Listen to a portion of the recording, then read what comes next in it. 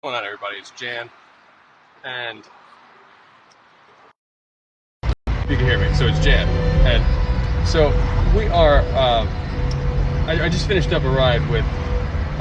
As you guys might know, I am promoting Real World and Justice for Hire, our first show, while driving Lyft. I'm driving Lyft right now to get the word out for our show and our first crowdfunding campaign on WeFunder, WeFunder.com/RealWorld, that anybody can invest in the company. And so I'm in the middle of a ride right now. And I just had this, my last ride, it's so important that I talk about this. My last ride was with a producer who just put something out on a film, a horror film out on Shudder, and who also was involved with The Tick. The Tick used to be one of my favorite comic books growing up. It was one of my favorite cartoons growing up. And I wasn't too big of a fan of the live action show, but I heard that there had some moments. So anyway, when I told him about Real World, he didn't get it. I told him about Justice for Hire, he didn't get it. And he was like, well, how are people gonna make, like, who shoots the content? Because he's from, he's been producing for 30 something years, and he's like, well, who's your cinematographer? Who's your DP? Who's directing? Blah blah. And he asked me what I did, and he's like, okay, so you're essentially a showrunner, which is, a person that guides the television production process. So the important thing here, what I'm really talking about, is that he didn't get that people working together to tell a story could work. He didn't understand that. It didn't make sense to him. He's like, well, what happens when you have people who are making, let's say, crappy content, and it doesn't work? It doesn't look good. It doesn't sound good. How do you work with that? And he said this before he left. He said, "I'm old. I don't necessarily get it, but my girlfriend will get it." So I don't think that it's. I just feel so much right now, and I feel like I had to share this because honoring the fact that it is inevitable that we are going to make movies and shows together as a community. It's an inevitable thing. Like, people are going to work together to make film and TV, and that's what we're doing with Justice for Hire. It's our first show, and anybody could join the cast right now from justicefordhire.app. You can become a hero, a villain, or a client that hires heroes and villains. And because the show is about an app that's like Uber for heroes, where you can hire a hero or become one and get paid, that's part of the reason we started with that idea with Justice for Hire as our first show, because it lends itself to user-generated content, so looking like you're shooting on your phone. It's like, if we're gonna cultivate a community of people that are creating together, then we have to do it with something that makes sense. Because if we say, hey, everybody, we're in space, or we're fighting dragons, like, that's a really hard thing to do right now, because what we're doing is so new. So, like, right now we're all like real life superhero kind of characters, and that's what our first show, Justice for Hire, is about. So it's like an app that's like Uber for heroes. So you could really think of it as real life superheroes as a show, and everybody in the community, everyone in the cast is that.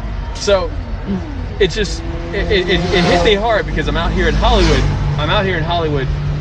Sharing this. I'm in a car right now promoting this. I'm running around with these wonderful, Real World promo cards here, Justice for Hire promo cards, and I'm letting people know. But when I meet a producer that doesn't get it, that's worked in the business for years, it reminds me of all the other people in the studio system and in the startup technology ecosystem that said, "What are you talking about to me?" Like it's to me, it's so obvious. Everyone's on TikTok. I'm live streaming on TikTok right now, and people around the world are making content. 83% or something like that. It's like a huge percentage of people on TikTok that actually create videos.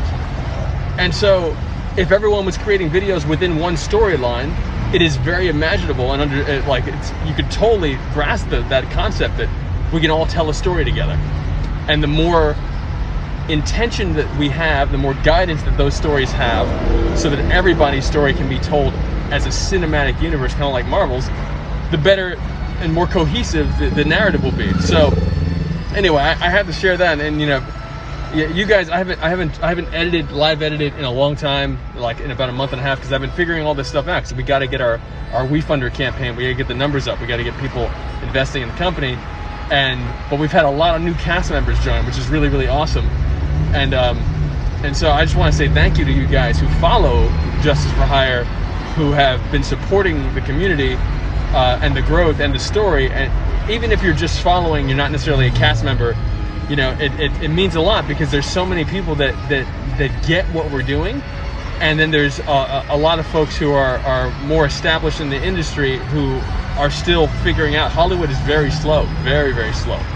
So we're doing something so new. We just got our first action figure partnership. That means that you can have your own custom action figure of yourself.